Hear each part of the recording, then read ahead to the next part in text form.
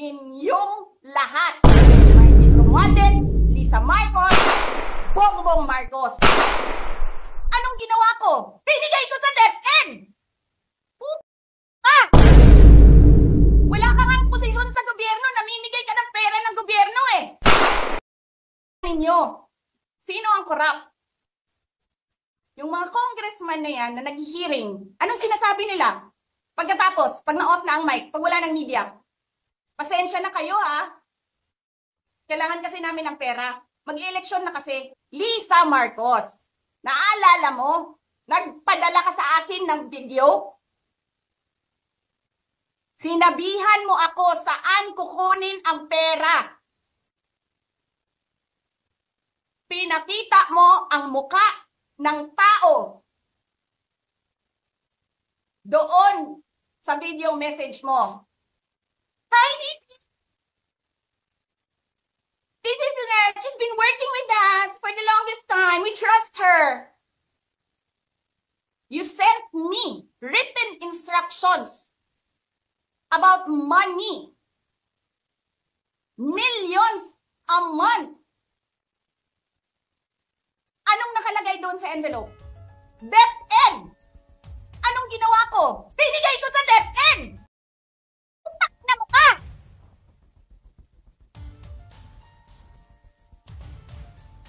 Wala ka nga posisyon sa gobyerno, namimigay ka ng pera ng gobyerno eh!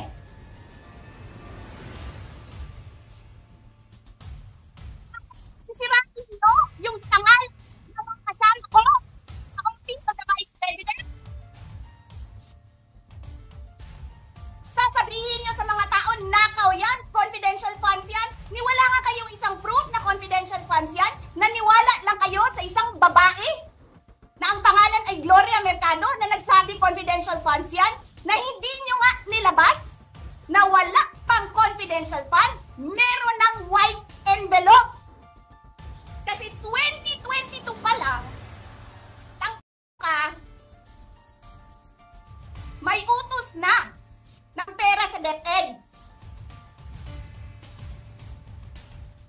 Tapos kami yung nagsisinungaling? Nagpipigil ako eh. Kasi gusto ko lang magtrabaho. Gusto ko lang tapusin nyo na yung ng show ninyo dyan sa House of Representatives para makabalik na kami sa trabaho namin. Tapos ganyan ang gagawin ninyo sa amin? Dahil hindi kami sumusunod sa inyo? Dahil ayaw na namin tumulong sa inyo?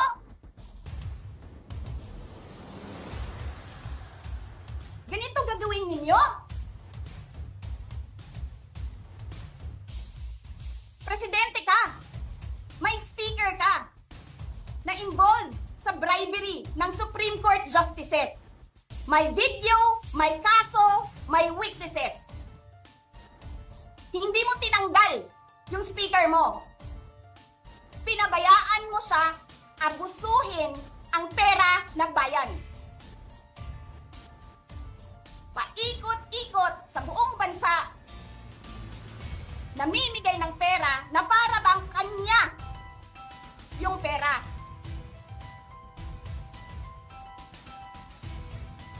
Eh di ba nga, lagi niyo sinasabi separation of powers? Anong trabaho ng legislative branch? Gumawa ng batas.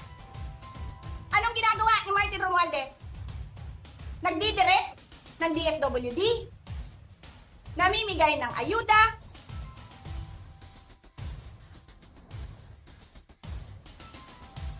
nagsasabi kung anong bibigay, anong ibibigay, anong gagawin, sino ba ang presidente dito?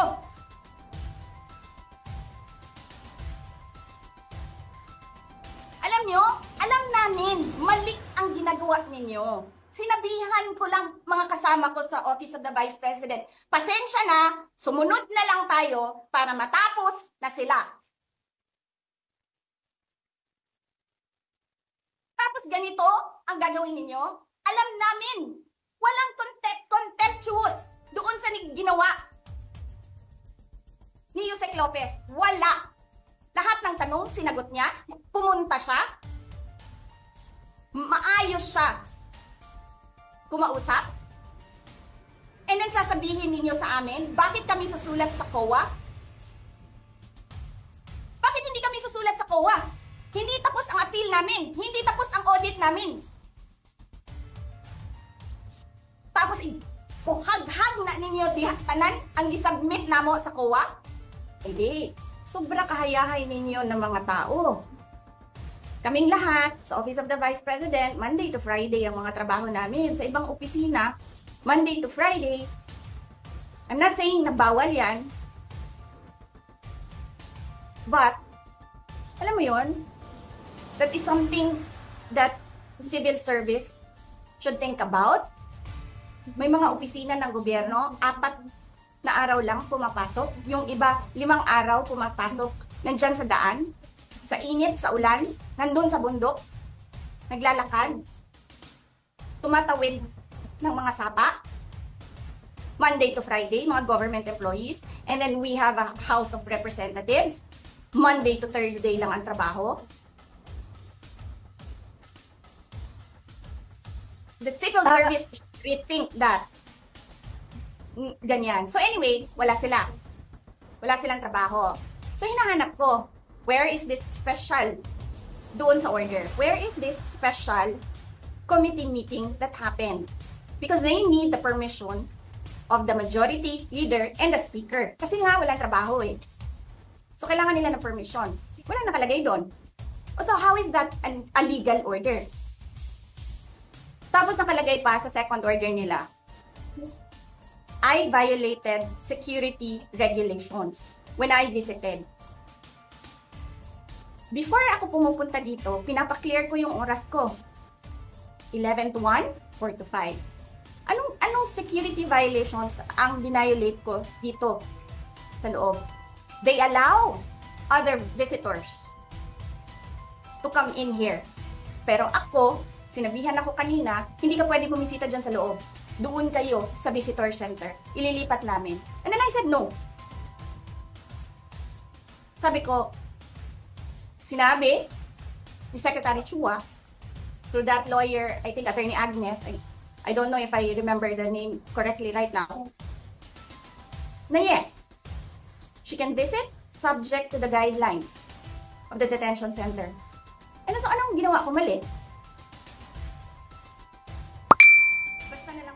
Sasabihin nyo, I violated security regulations. Ano yun? Wala naman akong 2 baril. Nung sinabi sa akin na hindi ako pwede pumasok, nag-antay ako. Alam mo, binibigyan ko pa ng pasensya yan si taas ba yan? Kanina eh. Ngayon hindi na. Nagsinungaling pa siya. Na I refused daw to leave last night when I did not even know na pinapaalis ako. Ang sinabi lang sa akin, papatayin ang kuryente. Which I said, okay lang. Kasi may flashlight naman ako. Hindi ko naman kailangan ng kuryente. Tapos kanina, sa media, pinapalabas nila na I locked myself doon sa kwarto. Of course, nag-lock ako kasi natutulog na ako.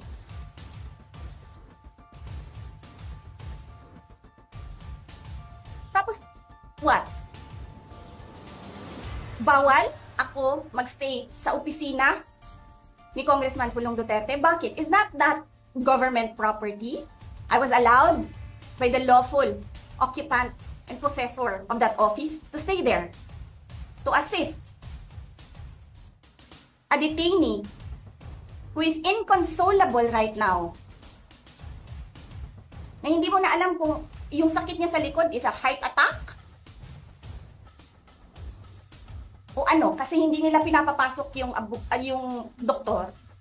'Di ba? So yes, hinahanap ko kanina. Sabi ko, where is this permission from the speaker? Na meron kayong committee hearing kanina in the dead of the night to give an order na i-commit doon sa correctional facility. And where is the rule that says kapag may violation sa detention facility ay ililipat sa correctional facility? Ano yun? You make rules as you go along? Ano yun? Di ba dapat sa demokrasya, there's a rule of law?